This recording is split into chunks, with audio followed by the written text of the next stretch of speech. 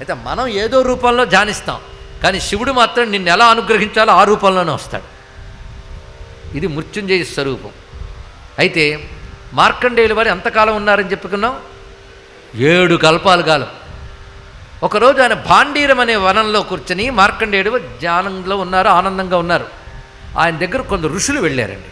ఋషులు, ఎందుకంటే ఋషులకు ఒక పిపాస ఉంటుంది, వాళ్ళకి బోల్డ్ అంత జ్ఞానం ఉంటుంది, ఇంకా జ్ఞానం తెలుసుకోని తహతహ ఉంటుంది.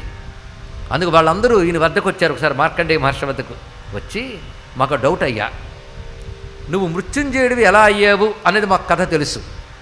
శివుణ్ణి ఆశ్రయించడం వల్ల నువ్వు దీర్ఘాయుష్మంతుడు అయిపోయావు, 7 చిరంజీవులు అంటారు, నువ్వు గొప్ప చిరంజీవి. కానీ ఎక్కువ కాలం బ్రతకడం గొప్ప ఏం కాదయ్యా అన్నారు. ఇది బాగా తెలుసుకోవాల్సిన గొప్ప విషయం అండి.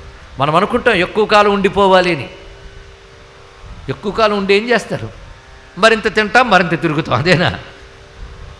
ఎందుకంటే ఎక్కువ కాలం బ్రతకడం మహా కష్టం. అది మార్కండేయుడు పడ్డాడు ఒకసారి. ఇది ప్రళయకాలం వచ్చింది, సర్వం నాశనం అయిపోతుంది, వణికిపోయాడు మార్కండేయుడు. తాను నశించట్లేదు, అన్నీ పోతున్నాయి, లయమైపోతున్నాయి, మహా జలములు కనబడుతున్నాయి, వణికిపోయాడు. ఏమిటా ఇది అనుకున్నాడు. ఆ సమయంలో ఆయనకి ఈశ్వరానుగ్రహం వల్ల ఆ భయం నుంచి బయటపడ్డాడు. కనుక ఎక్కువ కాలం బ్రతకడం గొప్ప కాదయ్యా, జ్ఞానంతో బ్రతకడం గొప్ప. అది గొప్ప విషయం ఇక్కడ. ఎందుకంటే మనం బాగానే ఉన్నాం, మన ముందే అందరూ పోతూ ఉంటారు, మనం అనుకున్నవన్నీ పోతూ ఉంటాయి. అవునా లేదు? ఎవడికో వరం ఇచ్చేసాడు, నువ్వు ఒక 200 ఏళ్ళు బ్రతుకుతావని. ఈయనకి వరం వచ్చేసింది సరే, వాడి కళ్ళ ముందు వాడి పిల్లలు, వాళ్ళకి 200 ఏళ్ళు, మనవులు అందరూ వరుస పెట్టిపోతున్నారు. చూస్తూ తట్టుకోగలవా? వాడు చూస్తున్న ప్రపంచం నాశనం అయిపోతుంది. ఎంత దుర్భరం చూడండి ఇక్కడ. కానీ ఎక్కువ కాలం బ్రతకడం గొప్ప కాదు, ఆనందంగా బ్రతకడం గొప్ప. నువ్వు ఇంత ఆనందంగా ఎలా ఉంటున్నావు? అది పెద్ద ప్రశ్న. ఇంత ఆనందంగా ఎలా ఉంటున్నావు? ఇది ప్రశ్న వేశారండి.